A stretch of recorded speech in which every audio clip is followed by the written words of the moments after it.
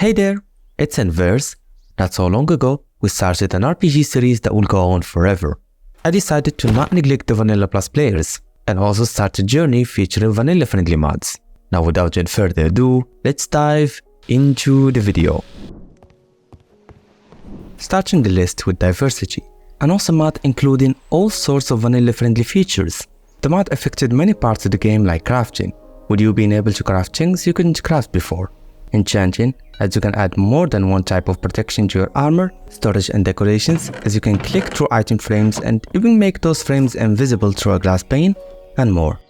The mod included so many features, and all feels so natural you would not believe there's a modded play. There's also this awesome config menu where you can tweak the settings and enable features that are disabled by default.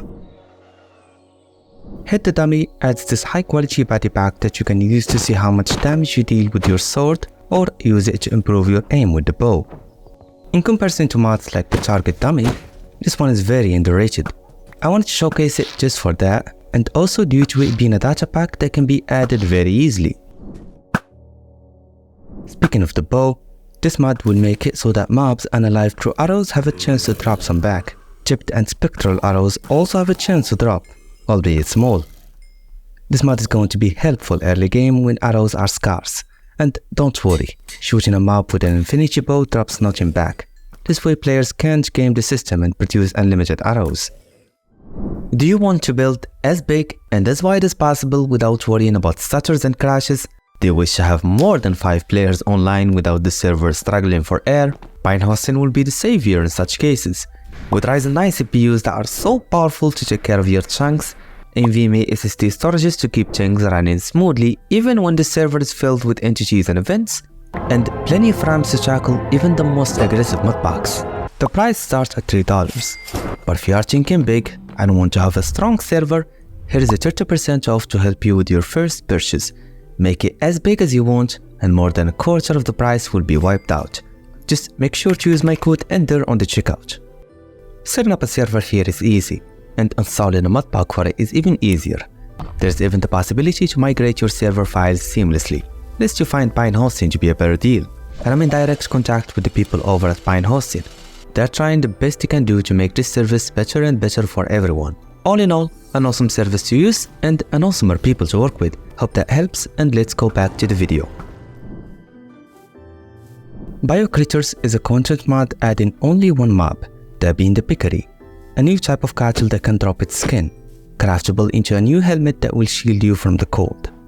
The Peccaries can be found using rotten apples, obtained simply by right-clicking a mushroom of any kind with an apple on your hand. The mod is new, so I'm positive the author is either planning to expand upon the Peccaries or add completely new mobs. I'd follow them for any of the two possibilities. Frostbyte's improved inventory is a valuable mod that will ease certain things in the game. This mod is client-sided, so you can benefit from it even on public servers. My favorite features of the mod included the sack refill, the inventory sorting and how to organize blocks based on their type, the gamma feature that can be essential in the caves, and finally, the container tab search, which allows you to access nearby chests and workbenches provided they are within hand reach.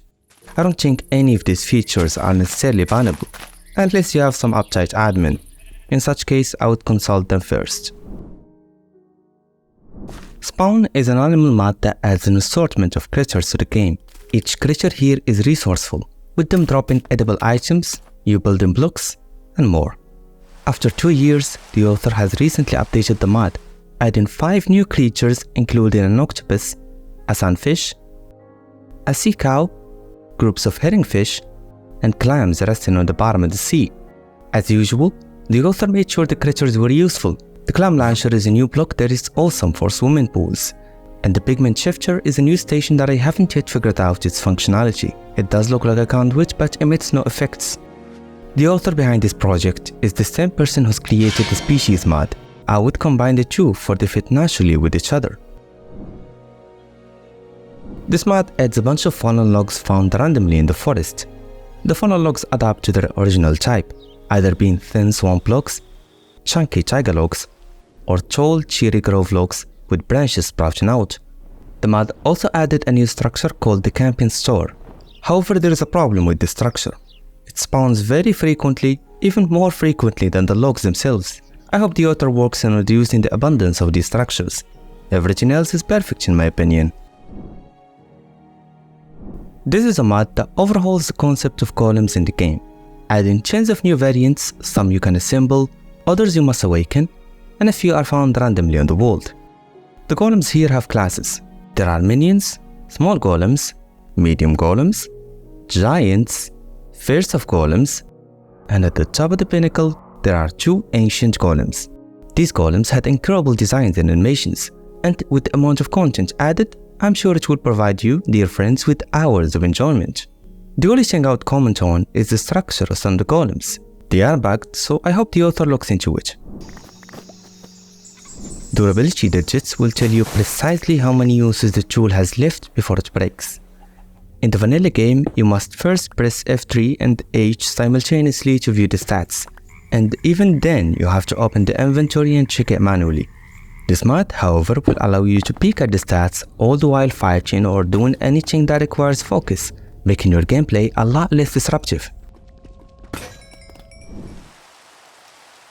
This mod will add a gravestone at the site of your death. This way you can go back and check your stuff. This gravestone isn't permanent. With time it gets damaged and chipped, eventually dropping your items upon which they may respawn. I love the design of these gravestones, and you could even configure it so that they are obtainable as a building block you could use for decoration. In the vanilla game, when you die and come back to your death site, you receive only a fraction of the XP you initially had, even with the previously mentioned gravestone mod. This next mod won't solve that directly. However, it will allow you to store your experience points in a book called the XP Tome. To use this book, you simply need to hold it and sneak right click. From there, a total of 1600 XP points will be stored in the book. You can then withdraw the XP again simply by right clicking the book without sneaking. This mod is a vanilla friendly alternative to Cognition, and also an alternative that can be obtained fairly early game, so naturally I had to include it here. Better Flight is a mod that will allow you to take off with the elytra without needing any fireworks, just by flapping the wings of the elytra. This new feature will help economize your fireworks, and can also be useful in evading obstacles as you can quickly lift yourself up, saving your skin in certain situations. You can only flap your wings for a set amount of times, after which you will need to land and replenish the flaps with your hanger bar. This limit helps balance in the mod. Your friends always ask what kind of cosmetic mod I use. I already disclosed the fox hat, that being Lucky's wardrobe mod, but I actually never talked about the quiver. That would be our next mod on this list, which is Cake's Cosmetics. I didn't just add the mod randomly to this list. I did so because only recently the mod updated to the latest releases and also included new cosmetics, all the while improving the designs of existing ones. To create these new outfits, you simply need to craft an item called the sewing kit and a block called the sewing table. From there you convert the sewing kit to any piece of clothing within the mod. Both Lucky's Wardrobe and Cake's Cosmetics will serve greatly in Vanilla Plus Modbox, as they have impressive designs with simple ways of making them. I'd also recommend combining clothes from both mods to further personalize your look. The only downside to these cosmetics is that they are terribly weak and could easily get you unalived fighting mobs. However, our next mod will allow you to look stylish all the while being tanked. Transmog added this new workbench that will make it so that the textures and the models of any given armor can be changed to another armor you prefer, all the while keeping the original stats of the armor. Simply put, you can wear fox hats, quivers, trousers and shoes from other mods, all the while having the strongest type of armor set possible. This functionality works on the weapons too. This process requires amethyst shards as fuel, and it will be of immense help as you can impress your fellow players on the server, all the while remaining safe and strong. A mod to enhance your interactions with the Happy Ghast is Call Your Happy Ghast. This mod will allow you to quickly call your Happy Ghast through blowing a specific horn. To assign a Happy Ghast, you first need to name it. After that, sneak right click it with a horn, and then blow the horn each time you want the Happy Ghast to teleport to you. Alongside mods like Stradum Ghast and Trigger Happy Ghast, you can greatly increase the usefulness of this mob in Minecraft.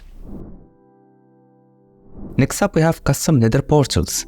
As the name implies, the frame of the portals will no longer be limited to the usual 4x5 shape.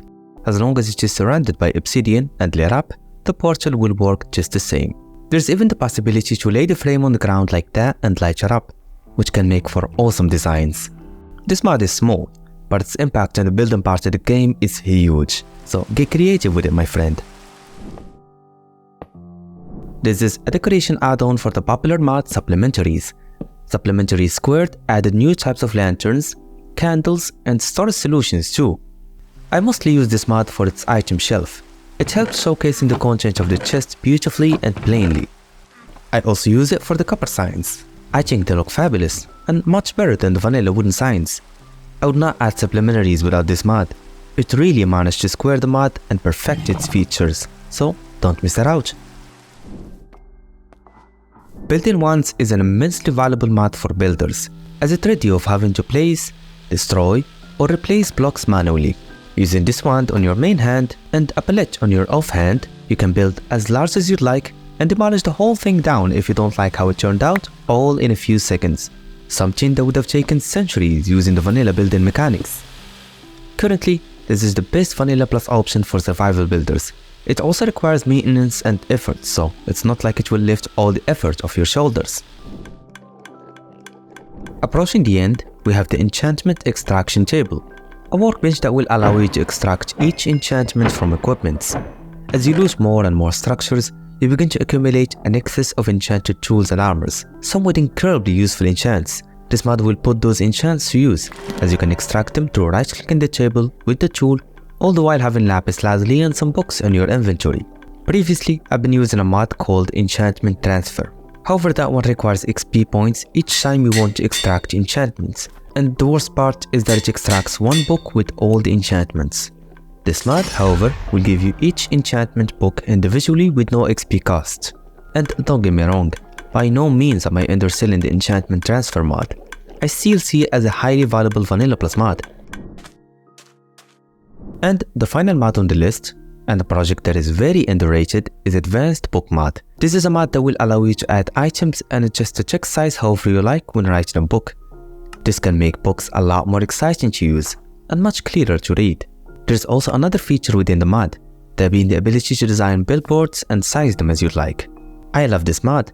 It existed for a while now, and I'm surprised at the number of people unaware of it. Thanks for watching. This series will go on forever, and with how the modding scene is going on, I don't think we'll have a shortage of vanilla mods anytime soon. So subscribe and turn on the bell if you want to be notified of these videos early on.